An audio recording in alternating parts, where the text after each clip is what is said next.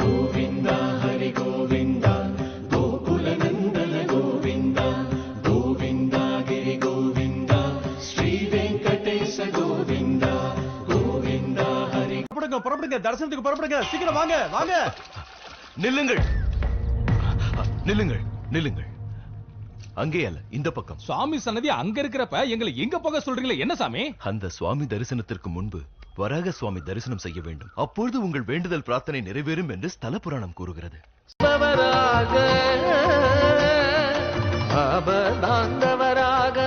வராகா, இனிமேல் இந்த திருமலையில் விக்கிரக உருவத்தில் காட்சியளிக்கின்றேன். இத்தலத்தின் தலைவனாக கோவிலின் அருகிலேயே வாசம் செய்துவார். என் தரிசனத்திற்கு முன்பாக பக்தர்கள் உன்னை தரிசித்தால்தான் அவர்கள் கோரிக்கைகள் நிறைவேறும். இதோ சாசன பட்டயம். ஸ்ரீனிவாசா.